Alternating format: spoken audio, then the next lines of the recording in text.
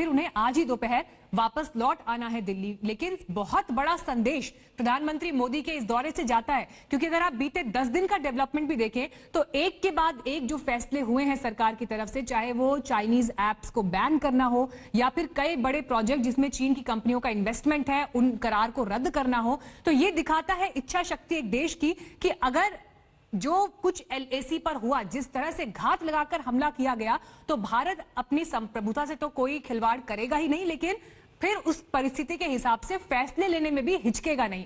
और जब देश की सुप्रीम लीडरशिप जब मौजूद है इस वक्त लद्दाख में, क्योंकि ये तस्वीरें ऐसा नहीं कि सिर्फ हिंदुस्तान में देखी जा रही हैं, ये तस्वीरें चीन में भी देखी जा रही होंगी और इंटरनेशनल मंच पर भी ये तस्वीरें देखी जा रही होंगी अभिषेक। और इसलिए ये बहुत अहम हो जाता है कि प्राइम मिनिस्टर जब यहां पहुंचे हैं तो आने वाले दिनों में चीन भी इन तस्वीरों को, इस मैसेज को कैसे समझेगा और इंटरनेशनली भी इसका मैसेज कैसे जाएगा।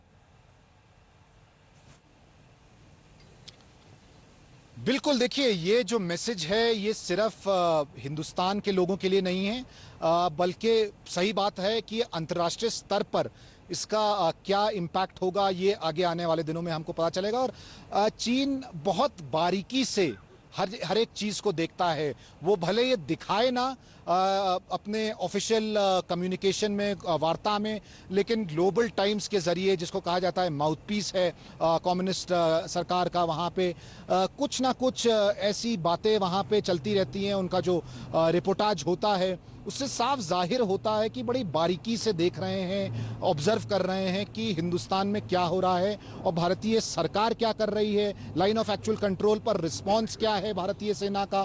तो इसमें तो कोई भी शक नहीं है कि प्रधानमंत्री की इस विजिट को बड़ी नज़दीकी से चीन देख रहा होगा। ये तो एक बात हो गई। दूसरी बात यह है कि चीन ने भी ये नहीं सोचा होगा कि प्रधानमंत्री खुद जो हैं लेह पहुंच जाएंगे, क्योंकि पहले भी चाहे वो अरुणाचल हो, जिसको चीन साउथ तिब्बत मानता है, वहाँ पे जब भी कोई हाई लेवल डेलीगेशन होती है, कोई भी पॉलिटिकल लीडरशिप से वहाँ जाता है, तो चीन एतराज़ जताता है कि ऐसा नहीं होना चाहिए। लेकिन क्योंकि जो स्थिति अब 2 महीने से ऐसी बनी हुई है, उसके बाद प्रधानमंत्री का खुद यहाँ जाना तो बहुत अहम है। मतलब इसको बातों में, शब्दों में बयान करना काफ़ी मुश्किल होगा।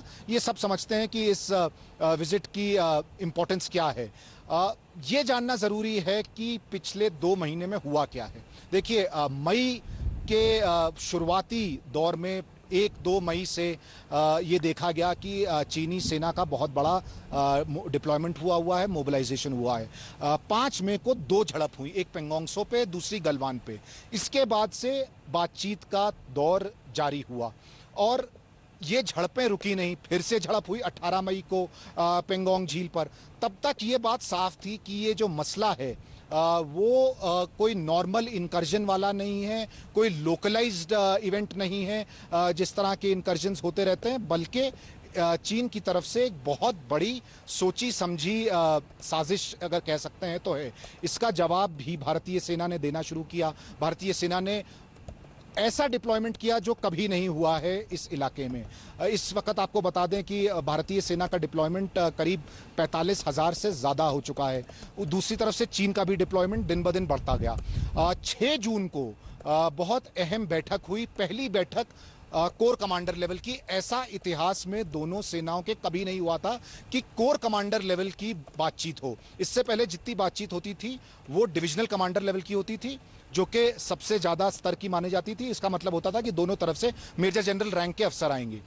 6 जून को हमारी तरफ से कोर कमांडर गए, लेफ्टिनेंट जनरल हरिंदर सिंह, और उनकी तरफ से जो है मेजर जनरल ही थे, लेकिन वो इक्विवेलेंट है हमारी कोर कमांड का। उसके बाद एक और बैठक हुई 22 जून को इसी स्तर पर। यह बैठक थी 15 जून की गलवान घाटी में झड़प के बाद। उस दिन की बैठक के बाद बोला गया कि दोनों सेनाओं ने पीछे हटने का निर्णय ले लिया है स्थिति को नियंत्रण में लाने के लिए।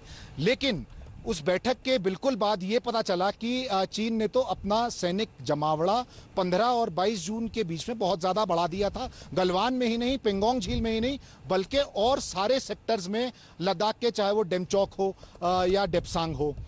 फिर जो है एक और बैठक हुई 30 जून को।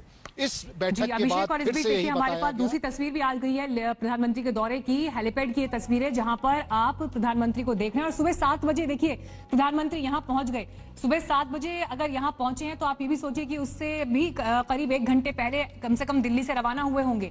तो जिस समय हम लोग आप लोग सो रहे थे, अपने दिन की शुरुआत कर रहे थे, अखबारों में टीवी में घुसे हुए थे या अन्य दैनिक कामों में लगे हुए थे, प्रधानमंत्री उस वक्त लेह पहुंच चुके थे जवानों का हौसला बढ़ाने के लिए। और ये विजिट बहुत अहम और बार बार इसलिए कहा जा रहा है कि बहुत बड़ा संदेश देता है, क्योंकि अगर परिस्थितियों पर गौर करें और ऐसे में ये एक औचक दौरा प्रधानमंत्री की तरफ से होता है, एक बड़े सरप्राइज के तौर पर होता है, जहां न सिर्फ घायल जवानों के बीच प्रधानमंत्री पहुंच रहे हैं, बल्कि फॉरवर्ड पोस्ट 11,000 फीट की ऊंचाई पर जो जगह मौजूद है वहां इस वक्त प्रधानमंत्री है। हालांकि कल रक्षा मंत्री राजनाथ सिंह को जाना था, लेकिन उनका दौरा टला, क्योंकि शायद वजह यही रही होगी क्योंकि प्रधानमंत्री मोदी को आज पहुंचना था। तो सीडीएस जनरल बिपिन रावत के साथ प्रधानमंत्री आज सुबह 7 बजे लेह पहुंच गए। हेलीपैड की ये तस्वीरें आप देख रहे हैं जब प्रधानमंत्री यहां पर पहुंचे और उसके बाद सीधे उन्होंने रुख किया है फॉरवर्ड पोस्ट का जो लीमू में मौजूद है, और वहां पर जवानों के साथ ये मुलाकात प्रधानमंत्री की इस वक्त हो रही है और सीधे ग्राउंड से ब्रीफिंग इस वक्त प्रधानमंत्री को दी जा रही है। तो ये 3 अलग अलग तस्वीरें आप इस वक्त दौरे की देख रहे हैं। प्रधानमंत्री नरेंद्र मोदी के साथ इन तस्वीरों में थल सेना प्रमुख भी दिखाई दे रहे हैं, सीडीएस जनरल बिपिन रावत, और थल सेना प्रमुख एमएम नरवणे भी उनके साथ मौजूद हैं।